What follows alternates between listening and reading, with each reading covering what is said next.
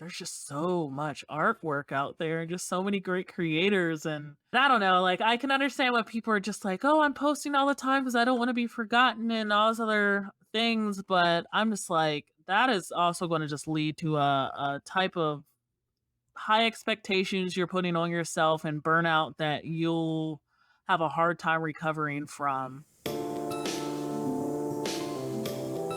What does it really take to become successful as a writer or artist? There are a lot of destructive myths out there about what a creative career is supposed to look like. We're told we shouldn't care about worldly success or money. We're told that if we're good enough, everything would magically fall into place. That's a lie, and it keeps us struggling, baffled, and hungry for any shred of information that might shed light on how to keep making the work we love. That's why get any two artists or writers, or any creatives really, together in a room, and it's a foregone conclusion that the conversation will turn to money and the nitty-gritty reality of being a professional creative. I'm cartoonist and creative business coach Jessica Abel. In my own life, those studio visit back-channel conversations with other artists where we share our insights and hacks, anxieties and red flags have been critical to any success I've achieved. And now I'm bringing that conversation to you. This is The Autonomous Creative. My guest today is cartoonist and illustrator Shannon Wright. At only 27, Shannon has already had one hell of a career. Her work has been featured by outlets like NPR, The Nib, and The New York Times. She's illustrated several successful children's books, and her debut graphic novel, Twins, a collaboration with Varian Johnson, was released in 2020. She also teaches at her alma mater, VCU. I first met Shannon in 2019 at an event in Minneapolis hosted by the literary group Rain Taxi, where she was featured on a panel about the future of comics in the digital age. At the time, I wasn't super familiar with her work, but I was struck by her passion and commitment to uplifting other artists, something I can't wait to ask her about.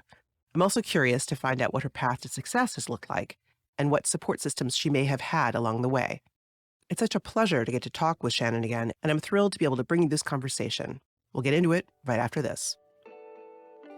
This episode of The Autonomous Creative is brought to you by the Creative Engine.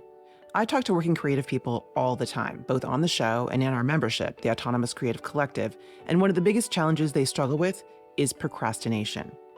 To most people, it feels like it's just a permanent character flaw, like they were born that way and doomed to suffer. But that's just absolutely untrue. Art is hard, yes, and we will all feel resistance to using that much cognitive energy on anything. But procrastination typically stems from specific root causes that are totally fixable. If your creative work is essential to you and who you are and your life, yet you still struggle with procrastination, and it just feels like this is crazy, I want to invite you to check out the free Creative Engine Masterclass.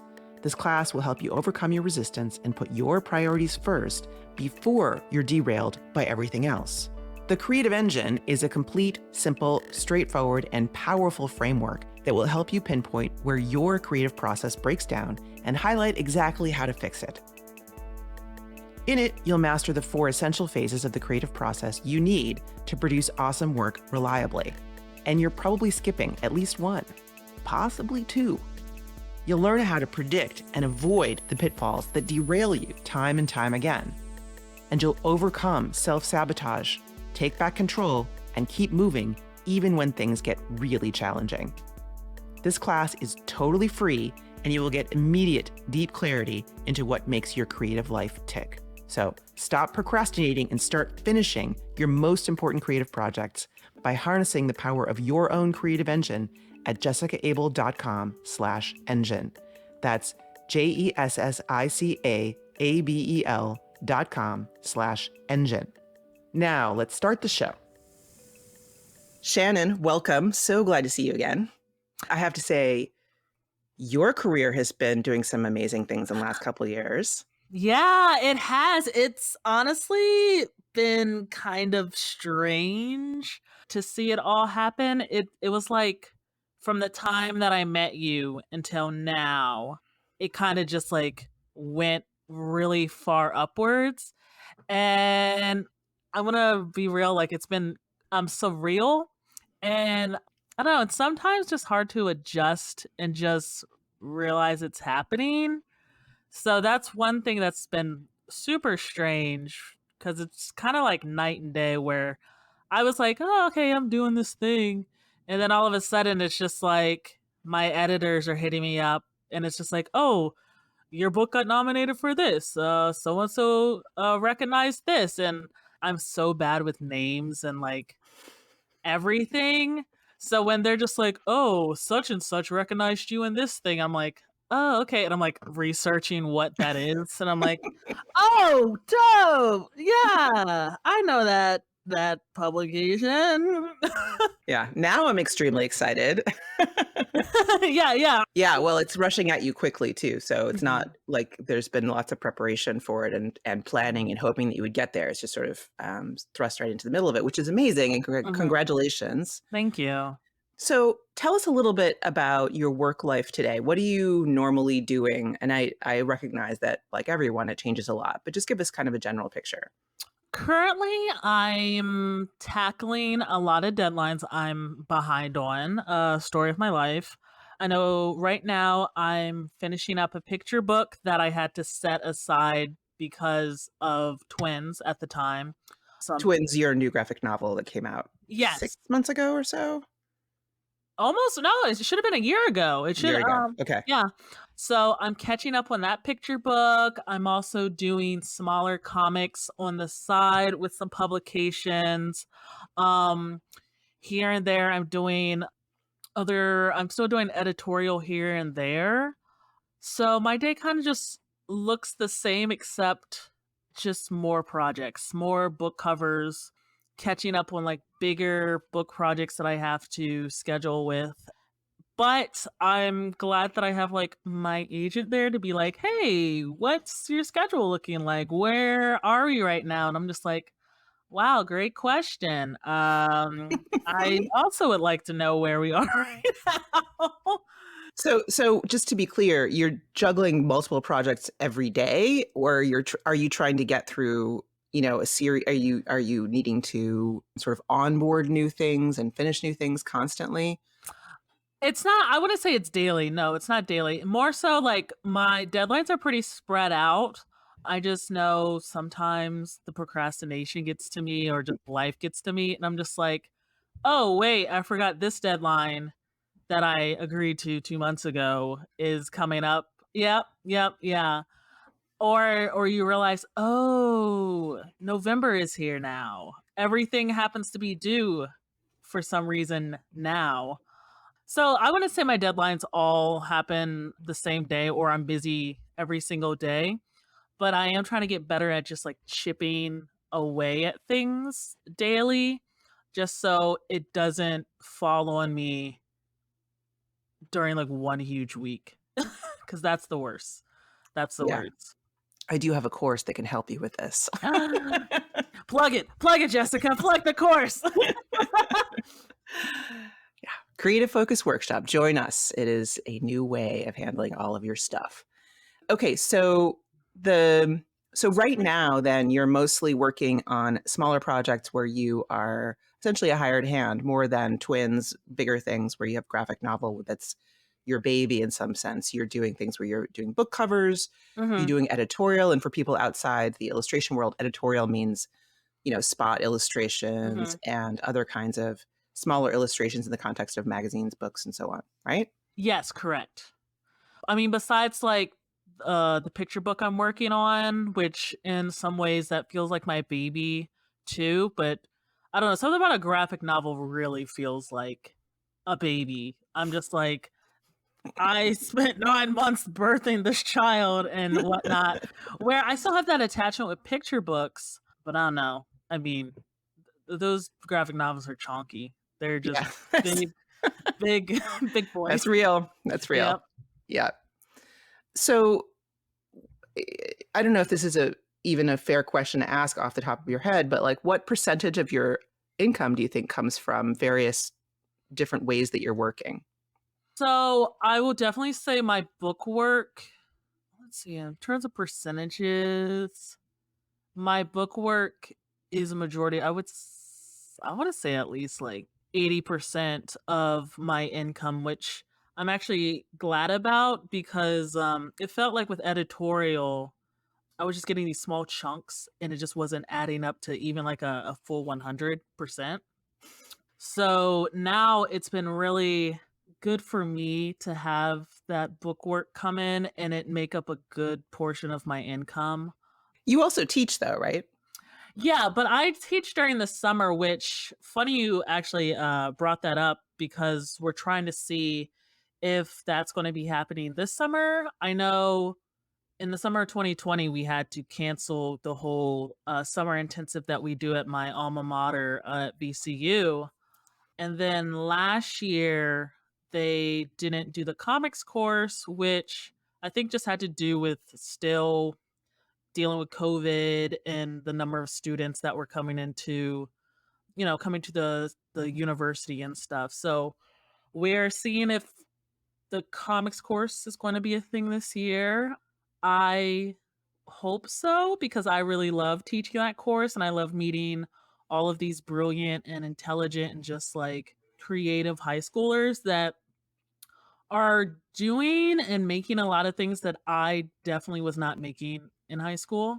So So, this is a pre-college intensive that you're mhm. teaching in. Okay. Yeah, it's a 3 weeks course that VCU Arts host, and there's different departments or I guess focuses you can go in towards. You can go into sequential. There's like a painting class. There's a crafts class, and it's a five day course. So for 3 weeks, 5 days a week, from like I think they get there at like 9 o'clock, and then the coordinators pick them up for lunch, and then they bring them back. It's a full day. It's like a full day of just comics or whatever focus they're doing.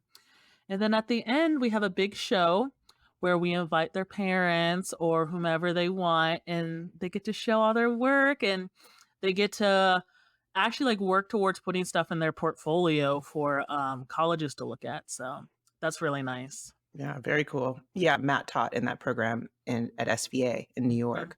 So there's a similar thing there. Mm-hmm. So when we met in Minneapolis in 2019, I wasn't familiar with your work then, and you were so great on that panel. It was just really fun to watch you. And then you showed me, because we were in a bookstore, you showed me your then fairly new picture book, Mm-hmm. My Mommy Medicine, that you did with Edwidge Danticat. And it was your first picture book. It was amazing. It was just, like you just blew me away with all of these things. But then on top of that, what really caught my attention, and this is why I brought up teaching, is that you had also made this little mini comic size guide is it guide to publishing, to working with an agent? What is that? Yeah, so it was a mini like zine that I made. It was like it's called like the super condensed zine for websites, publishing, and finding an agent. And it came to me due to my friends at the time helping each other trying to figure out publishing and finding an agent and all this other stuff. And so when I did SPX one year, a small press expo, me and my friend Shavana at the time decided to just really help primarily like creators of color figure out how to structure their websites, how to pitch to an agent and do all of their stuff. And it just felt fun to make a zine because I mean, that's where I got my start from. And I feel like a lot of comic artists got their start from just picking up a zine at a convention that had information in it. It was either like super serious or just super goofy. And I remember just like, you could just like collect a bunch of them and they just were so jam packed with information, and I wanted to make something like that for up and coming creators and also just like for any artist who needs it because I definitely got the help from folks older than me, folks that were already in the publishing game, and they gave me that information for free. So I was like, I'm not going to gatekeep this information. I mean, here's a zine. It's kind of goofy and it's super condensed. That's the, name of it. And I was like, y'all can just have it. Like, I don't care.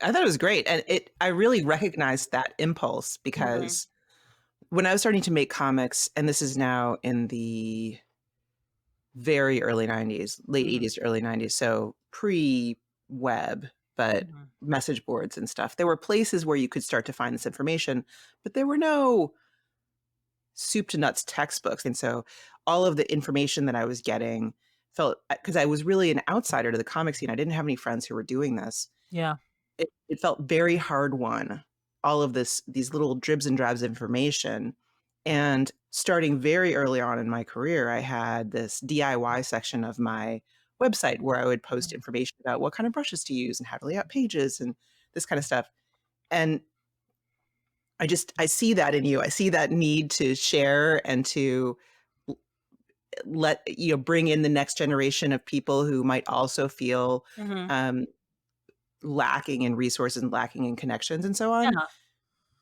You say too, you're talking about trying to make sure that this is available to cartoonists of color, mhm, and that's something I saw a lot when I was doing research preparing for this, that it's kind of a mission, it sounds like, of yeah. yours, open those doors. Yeah, I mean, I've talked about this with some like close friends, just friends in general. To me personally, I don't see the point in doing all of this if I just don't like give it forward and stuff. Like, I want to see other people succeed. That's just how people get ahead. But yeah, at this point, it does feel like a mission in a sense where I enjoy what I'm doing, but I also know that there's going to come a point in time where I'm just going to get tired and I want the next generation to be prepared. And then I'm hoping my generosity or my resources will spark them to be like, oh, let me just pass this down and we just keep it going. I mean, that's how civilization and humanity has made it this far. Yeah, no, I mean, I think it absolutely Mhm. makes sense, and I think that there's certainly in the comics community, there's, Yeah. a strong ethic of sharing and paying it forward and helping Yeah. people out, helping out younger artists. But I did see a theme in other interviews that I've read of yours Hmm. of feeling particularly challenged in feeling at home initially in the comics world, the illustration world, as from your background, not just as a person of color, but also as somebody who's not necessarily from a family where everybody did this, that you Yeah. had different kinds of ways in which you had to make your way into the world of visual art. Was your family supportive? Oh, yeah, my family was very supportive. It's actually funny because my mom's, like, here right now, she's just downstairs doing her work. We're, just chilling today. But my parents, my family, I was fortunate enough, like, my teachers were all super supportive, and that made, a world of a difference. My parents went out of their way to try to help me best way they could. I mean, they weren't putting me in like art institutions and stuff like that, which I was like, you have two other kids and you guys work full time. I understand that. But they, if I was out at the bookstore and I was like, oh, I love this drawing book and stuff, my parents were just like, oh, is this a way that's going to help you and stuff? Let's get it and whatnot. Getting me art supplies, what I needed it for school and whatnot. Just trying to figure out like what I might need to like help me along and stuff. And it didn't have to be like, oh, we're gonna send you to this prestigious art institution and stuff. It came in the form of just being supportive, letting me have joy and excitement in drawing, showing off my work, telling their coworkers and other family friends that, oh, my daughter draws, she's so good. We're so happy for her. She can draw anything, blah, blah, blah. She's the artist of the family. And it came in forms of just that and just forms of praise, forms of support, and just, patience and just like them pulling their money together to be like, if this is something you really want to do, we know that you are going to give it your all. So we're going to be in your corner. And that made, like I said, that made the world of a difference and stuff. And I can't thank them enough, and they still support me today. They're like my biggest fans. They will tell literally anyone, "Yeah, my daughter made that book. Have you checked out this book? She I saw her in Target or she has some books over here and yada yada yada." My mom is like the best salesperson ever. Like she could sell fish water. Like she could do that. And she does that with my work too. She's just like, "Well, you need this, blah blah blah. It's been recognized in this and that." And someone's like, "Well, let me check it out." And I'm just like, "Thanks, mom," because I am not a salesperson. I If someone's just like, I don't need it," I'm like, "Okay." Yeah, she will resell you your house, and that's just her. That's her. And I love that she's so enthusiastic about that. That's so amazing. Mhm, And I think that the thing that you're saying, that it's more about feeling trusted and loved and cared for, that, mhm, feeling their pride in you. It's mhm. not necessarily actionable tips or something like Yeah, that. It doesn't need to be. And I yeah, think that's a lesson, I guess, in some ways for mhm. people in the families of creative people. It's, you don't necessarily have to know anything to be helpful. Yeah, like, I didn't expect my parents to sit me down and teach me perspective because that's not what they know. They don't know any of that stuff. But them just being like, "Hey, I saw this cool anatomy book. Is this something you would like?" Or like, "Hey, I was out and about and someone gave me this art book. Is this something that's useful?" And that's things that they would ask. They would be like, "Oh, are these pencils that someone gave me something you could use?" And I'm just like, "Yeah, they are. Thank you." Or they could be like, "Hey, I got some extra paper from the office. Do you want this?" And I'm like, "Yeah, I do." And so I went through so much computer paper. Computer paper is good stuff. Very Mhm. useful. It's Very useful. such good stuff. Reliable, hasn't Yeah. let me down. So one of the themes I see in these interviews for the autonomous creative is the importance of relationships, and that's what we're talking about Mhm. here with your family. Have there been other key relationships in your professional path, though, that have been more, what do I want to say, actionable? Things that have, relationships that have opened doors for you or that have changed things for you. Yes, I've actually had quite a few, relationships like that. Going back to the teaching, one of my professors at VCU, I was in communication arts, which essentially is in line with just illustration, commercial arts, and whatnot. Kelly Alder, he was my comics teacher, my sequential arts teacher.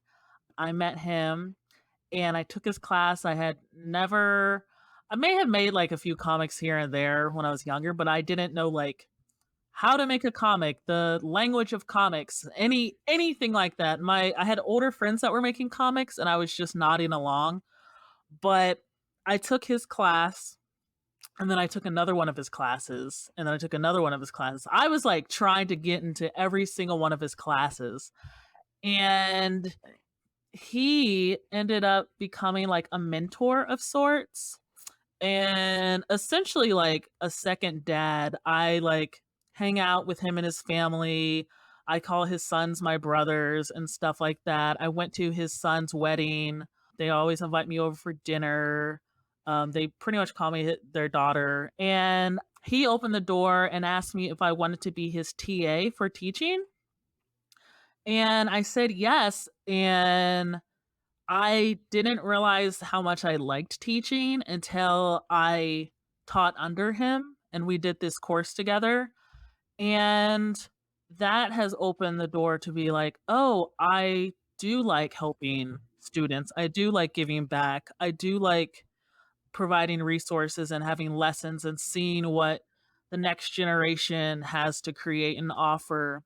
So that relationship with him and his family definitely opened doors in terms of just mainly my comics career. I made my first like actual comic in his class, and then from there I just kept making comics. And then I started teaching too, and that was definitely because of him. So if he ever listens to this, because we've used your books before in our classroom before, we actually use it to teach and stuff. I love you, Kelly. That's my dude. He's the same age as my actual dad too, so now I have like two dads.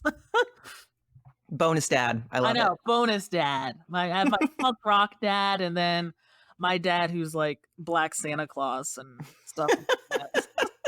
So it's fun.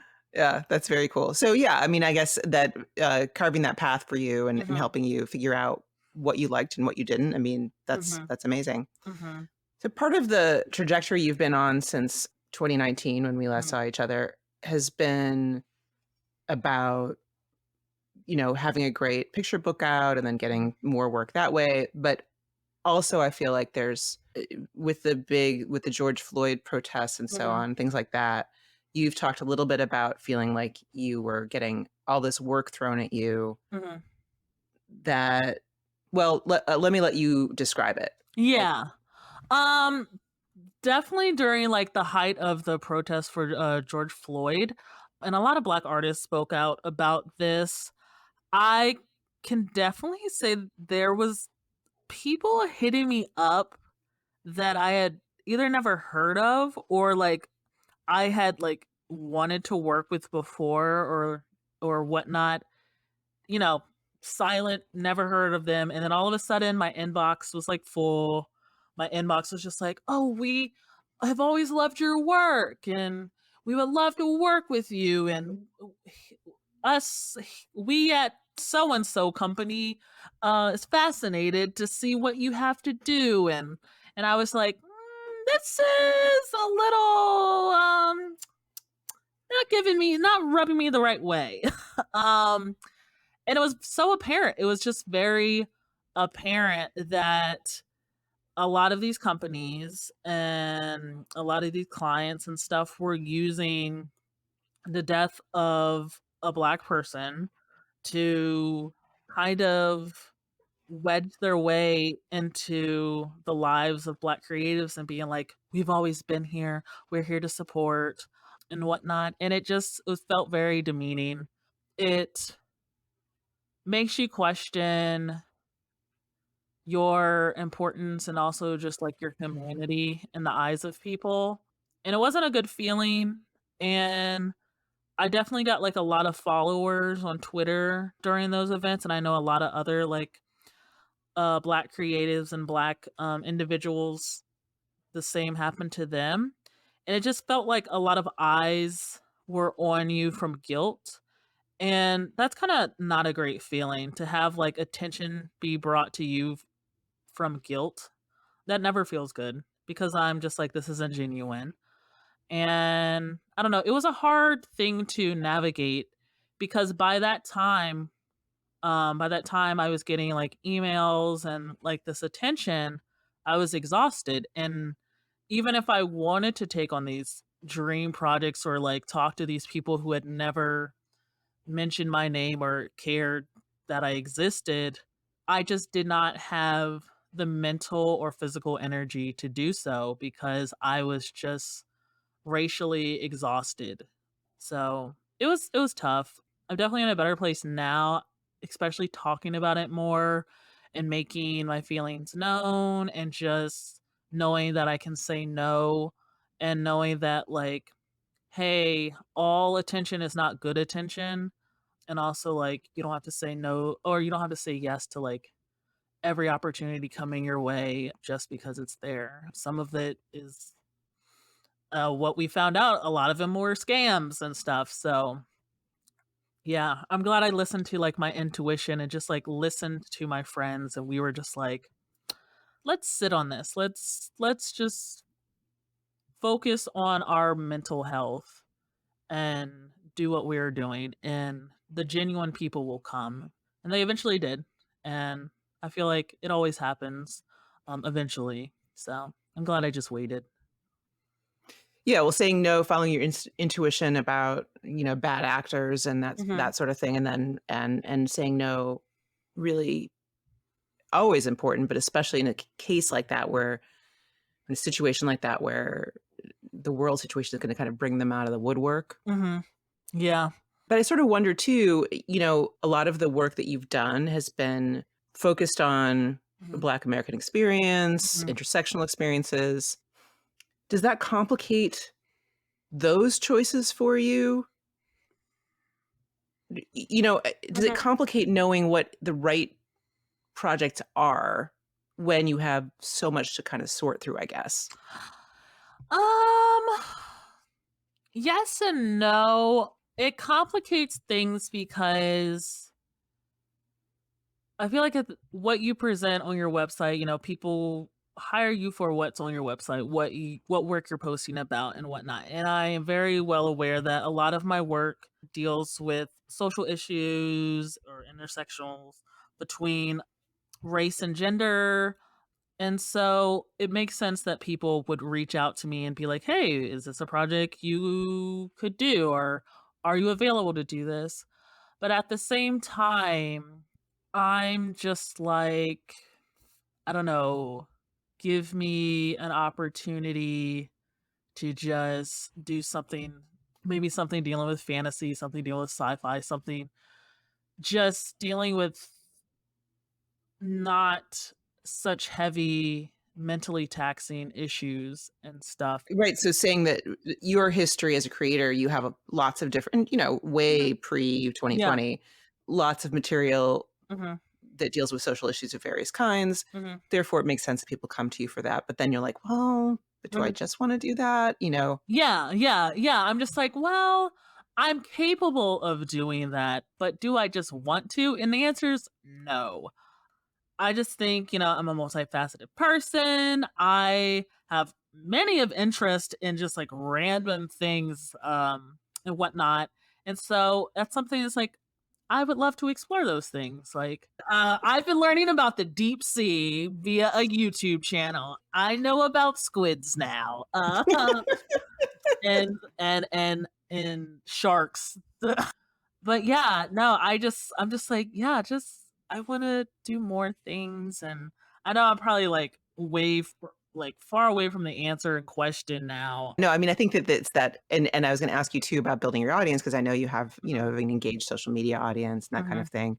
It's sort of the complexity of building a quote unquote brand, Mhm. that you have, you're very engaged with social justice issues, but you Mhm. also have these other things you're interested. You're a whole person. You're not a Mhm. brand. You're not a company. It doesn't Yeah. have to be a single note. But on Mhm. the other hand, people come to you for certain kinds of things, Mhm. and that encourages you to do more of those things, either because it's being paid for or Yeah. because they're asking for it Yeah. or whatever it is, right? It's Yeah. self-reinforcing.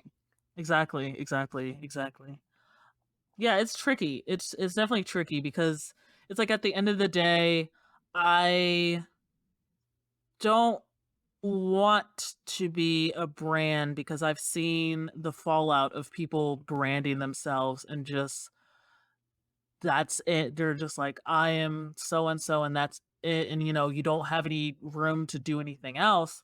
But at the same time, it's just like you brand little parts of yourself so you can get work. And it's tricky, especially as a creator now living in like the digital age. It's like hard to maneuver, especially with just like there's just so much artwork out there and just so many great creators. And I don't know, like I can understand why people are just like, "Oh, I'm posting all the time because I don't want to be forgotten and all those other things," but I'm just like that is also going to just lead to a type of high expectations you're putting on yourself and burnout that you'll have a hard time recovering from. So I don't know, there definitely needs to be that balance where create the things you want to create, do your client work and whatnot, but also just you don't have to be so rigid all the time. You can talk about like, hey, I like that one Netflix series and and whatnot, and go outside and enjoy yourself. You don't have to be strapped to your desk. You can go and have other hobbies and other interests. And that's one thing that as I've gotten like older and stuff, and I'm not like super early in my career where I'm just like, I have to do this 24/7. I have to make art. I have to talk about art. I have to be super engaged and stuff. Now I'm just like, I did my work. I'm going to go out with some friends. I'm going to go up to, the mountains with my parents. I'm going to hang out with my cat. I'm going to just watch this movie I've always wanted to watch. And I'm just going to go have some like me time and unplug and play video games and whatnot. And that's how I tend to recharge and remember that, hey, I'm a person. Yes, I make art.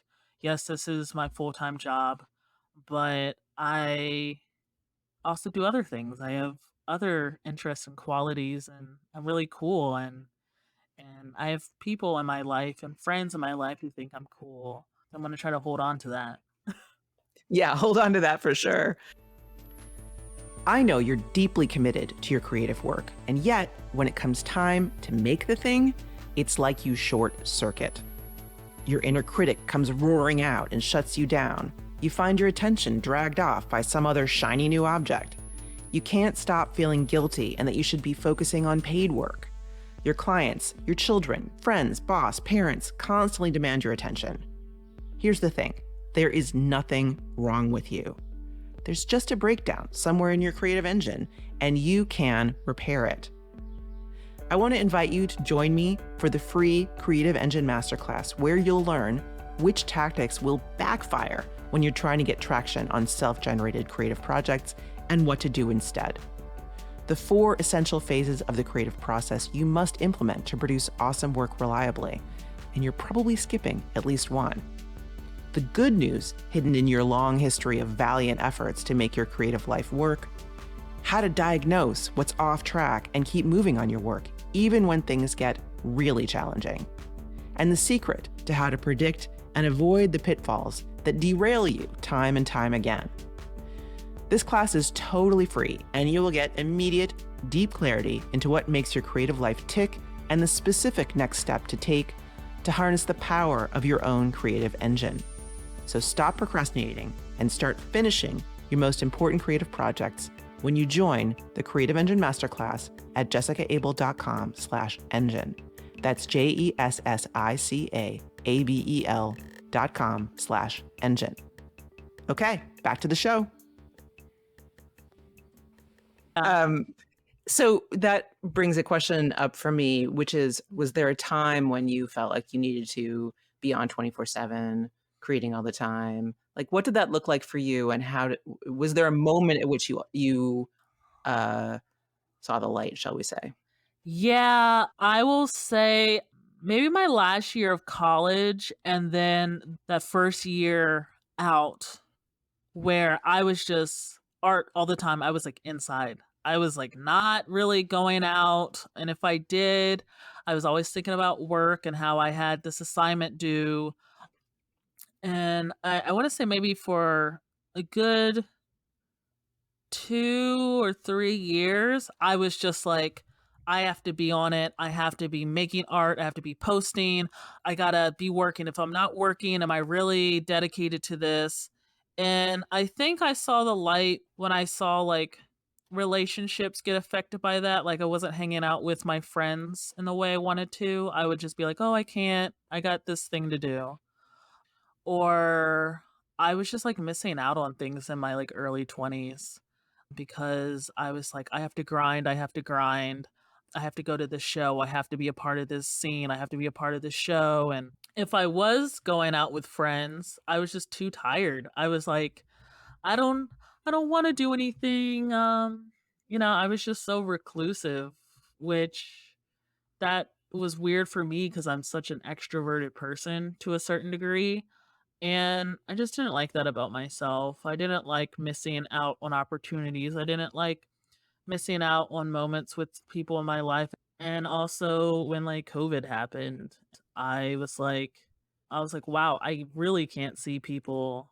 And it really got to me. Was there an event where you're like, oh my God, I can't believe I let myself miss that? Or was there something like that? Yeah, I think 2019 was that moment where I wish I had like traveled to like New York more because there were some things I wanted to do there and hang out with some friends. Yeah, moments like that where I was just like, oh, I really because I was working on twins at the time and I was just like working. I was like, I'm gonna work on this book. I'm not gonna do anything else. I had some friends doing some things and I just completely said, oh, I can't travel because I'm working on this book. I have this deadline. And I missed out on a lot of things that I wish I didn't miss out on. And I think that's when it hit me. But it didn't hit me until like months later when I was like in quarantine and I was just like upset. I was like, why did I do that? I was like, "Why didn't I just, like, take that time?" I'm sitting at my house, can't go anywhere, and I was just like, "I should have done this. I should have just gone out." I think that was the moment. I think my deadline for Twins was the moment, well, not the deadline for Twins, but after I had finished the book, I was like, "I don't wanna do that again." I was like, "I really just had my head deep into this graphic novel, and I don't wanna do that again." This is like the book got turned in Mhm. and then some period of time and then lockdown. Yes. Oh, it was, like, immediate. So, like, the book got turned in, and I'll never forget this because a part of me was like, "Did I cause the uprising of the pandemic?" Because I finished the book, and I remember it was around the time when Animal Crossing was coming out. I was just like, "I'm done with this book. I don't wanna talk to anyone. I'm gonna go and be isolated. I'm gonna play Animal Crossing and no one talk to me for like a month or 2." And then it I think Animal Crossing came out in like March. And then the lockdown happened. And I was like, I I didn't mean like isolation like that. I just meant like I just didn't want clients. I was like, I just don't want to do work for a little bit. And I was like, oh my gosh, why did I say that? I literally talked about how I just didn't want anyone to talk to me. I was like, no one talk to me. I just want to be alone. And then I was like, well, you got your wish. Now you're alone. And I was like, dang. Uh, yeah. Did you during quarantine and after having it all hit you and Mhm. having big feelings about being alone and not being able to see other people, did you make conscious decisions about how you want to spend your time as new projects arise and you have new opportunities? And what were those? How did you reassess? One thing I did was I wanted to talk to my friends more. We got onto Discord and we like chat all the time. Another thing that I started doing, and I had tried to practice this before, but another thing I started to do was I set like a hard work schedule for myself. Like, hey, we're going to work during this time and then we're going to check out, we're going to like clock out, and I'm going to watch a show. And so one thing that I was doing for a while was I had started this new series and I was just like, okay, I'm going to do my work. And then once, s- you know, 6 o'clock rolls around, let's just say 6 o'clock, I'm going to stop and I'm going to watch this series that I've wanted to watch. And that's kind of not even kinda, that kinda just kept me motivated. That did keep me motivated to be like, "Okay, I got my show reward, and now I'm gonna do my work, and at the end of my work, I'm gonna go to my show," and I kept that up for a little bit, and it really helped because I was just like, "It's Shannon time, it's me time. I'm going to get dinner, I'm going to put on the show I really like." I don't even remember what show it was at the time. And I was like, "And I'm gonna relax. I'm going to take a shower and put my feet up, and that's what I'm gonna do." And I did that, and it helped out a bunch. I was like, friends want to hang out in Discord, play games X amount a week or X amount of times a week, I'm gonna do that. And so now that's what I do. Like, I will finish my work and I'm just like, okay, I want to spend some time with my friends. I want to talk to my friends. I want to play games with my friends. And that, in a lot of ways, has kept me like recharged and ready for like the next work day. And that's like not something I was doing beforehand. I was just like working odd hours, sleeping in, or staying up super late, going back into some college habits that was just like working into the night. And I was like, I cannot do this anymore.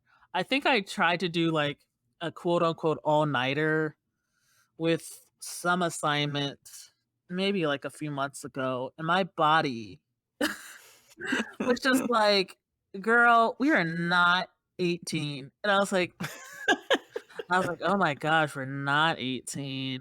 And I think my friend was talking about how they had tried to do an all-nighter, now, and she was like, "It felt like I was hungover." I was like, "Why did I feel like I was hungover?" And I was like, "We just can't do it anymore." I was like, "We shouldn't do it. We shouldn't do it at all." But we do not have that in us anymore. Now I'm just like, "I'm ready to go to sleep."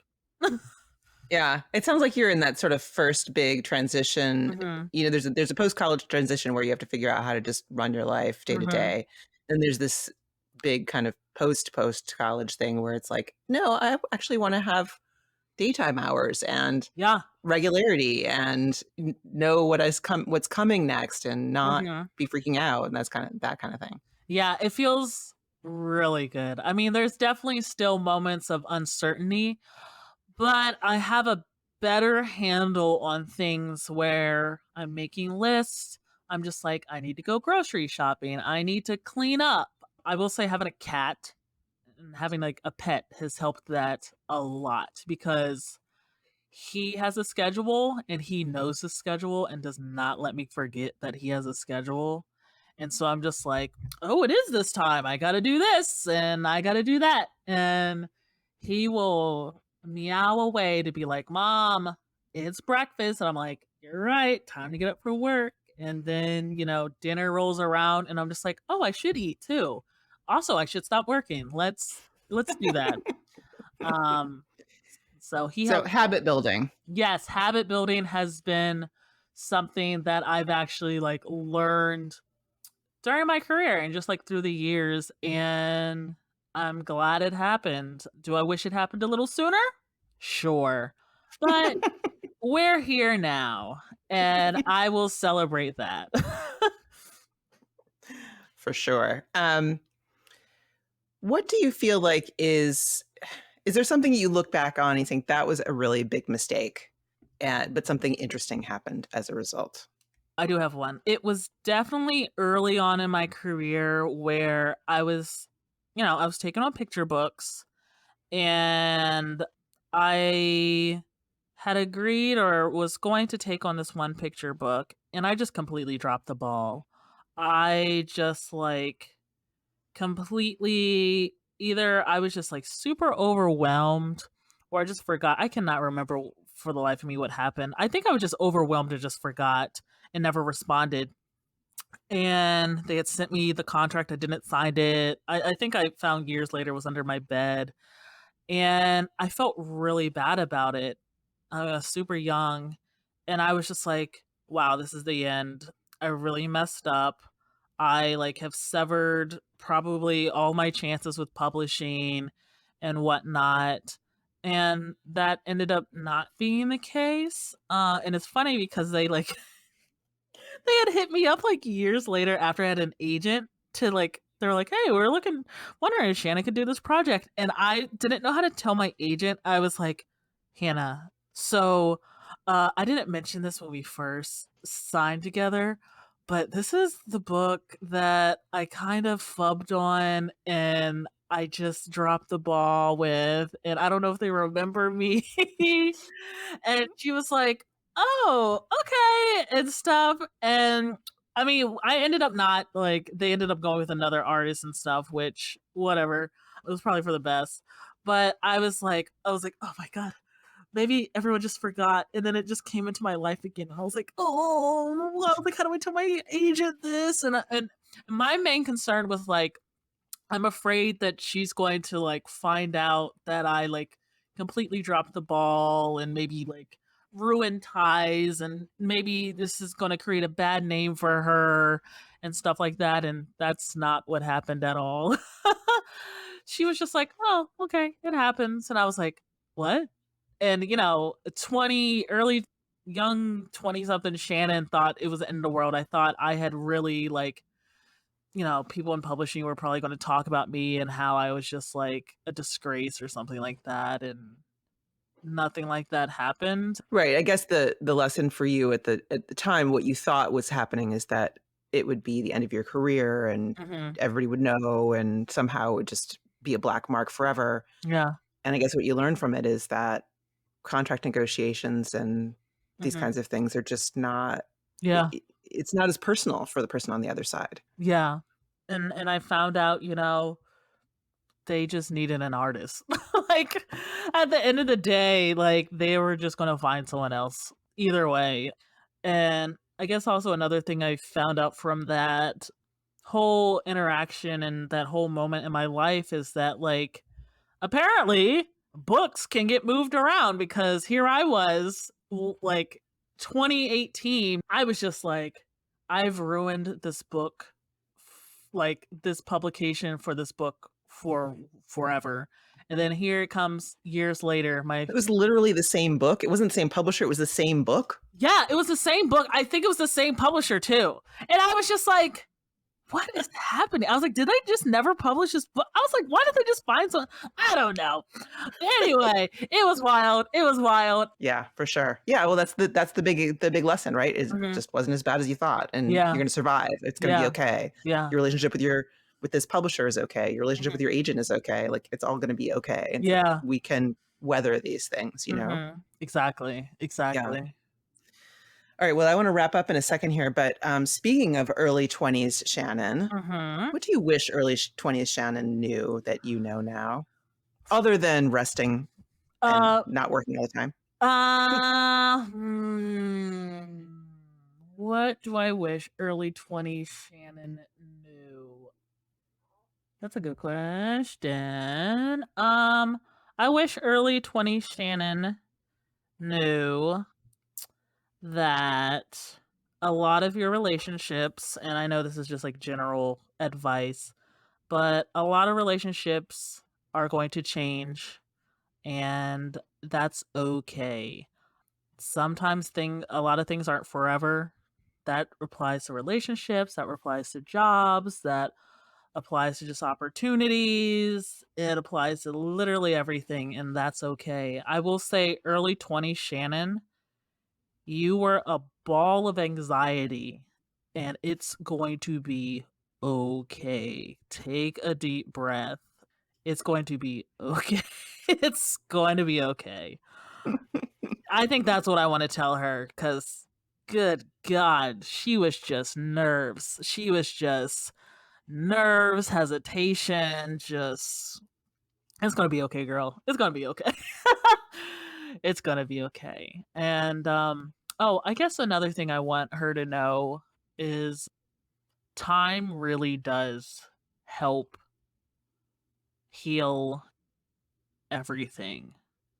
It really does. And, you might be impatient in your early 20s, but time really does help a lot of things. And it's just going to take time. It might take a few months, it might take a few years, but time and, other resources and whatnot. But time really is something that helps you through these years, you know, it's just time. Oh, ask for help. I think that's what I think that's the main thing I want to tell her. It's please don't do it all yourself. Please, please, please, please, please lean on some people and ask for help and create boundaries. Create boundaries that will help you significantly. Yeah. I feel like these are just like life lessons, but yeah, boundaries. What do boundaries look like for you? Boundaries look like for me now is just being open and saying like, "Hey, this doesn't sit right with me. I can't have this going on in my life." Also, boundaries for me also means just stepping away and just stepping away and just letting things go. Sometimes boundaries just come in the form of just stepping away and just like putting your hands up and saying, "This is out of my hands," and just doing something totally different. So, yeah, that's what boundaries look like for me. I mean, it feels like it dovetails with the Mhm. end of the day, Mhm. Shannon time, Yeah. like Yeah. that it's a similar. Yeah. Boundaries in a lot of ways, boundaries also just mean like a hard no. Like boundaries are just a hard no. And even if it's not a hard no, even if it's in my gut saying like, That should be a boundary. That should just be like, we're not really feeling this. This is a no. This is maybe a quiet no, but it's still a no. A no to projects, a no to I would say no to projects. I would, it's in regards to no to like social interactions that you don't want to be a part of. I know there's this need to just like always be involved and like be going and stuff like that, but it's okay. A good boundary is to be like, I am socially taxed out. That's okay. That is something that I wish I had said sometimes and just been like, girl, you are socially taxed out. You do not have to extend yourself further to people to either please them or to not upset them or to, make them feel this way while you're like suffering on the inside. You do not have to do that. So it's a lot of things I would have told. if only she had you in her life. I know, only if she had 27-year-old Shannon in her life who had gone through an ongoing pandemic in her life and a cat. Okay, so list. Go through a pandemic, get a cat. Yes. These are the Yes. No, yeah. Go through a pandemic, get a cat, cry. Well, fortunately, everybody who's listened to this has done one, so we just have to look at number 2. I know. I didn't make bread, so I failed there. Well, maybe people who had sourdough starter used that instead of a cat in their life. For, Yeah. know, You're right. Gotta you're feed right. it. Gotta Yeah. care for it. Yeah, exactly. Mhm. All right. Well, Shannon, thank you so much for talking with me today and sharing all this really interesting inside information about your career and how you got where you are today. Mhm. Appreciate it so much. Thank you for having me, Jessica. It's always great to talk to you. I have been looking forward to this for a while. I honestly can't wait to hopefully see you in person again and just like chit chat and get some good food and, just be goofy. That's what I like most. We don't even have to talk about art. We can just talk about our favorite shows that we either like or dislike. I'm very down for that. So let's look for an opportunity. Yes. All right. All right. Talk to you later. Bye. Talk to you later. Thank you so much for joining us today for The Autonomous Creative. Our show is produced by Matt Madden. Our production coordinator is Lucina Boyhandian, and our production assistant is Rhiannon Sunday. Music is by Matt Madden, and I'm your host, Jessica Abel. You can find all our takeaways as well as any links and extras we mentioned today, plus transcripts in the show notes. Find everything you need at acpod.show. If you enjoyed this episode, I hope you'll subscribe, and it would help us immensely if you would take a second and pop over to Apple Podcasts and leave us a rating and review. It just takes a few seconds, but it's actually a huge help to us and to our guests to get this podcast suggested to new listeners. We appreciate your help so much, and we'll see you next time on The Autonomous Creative.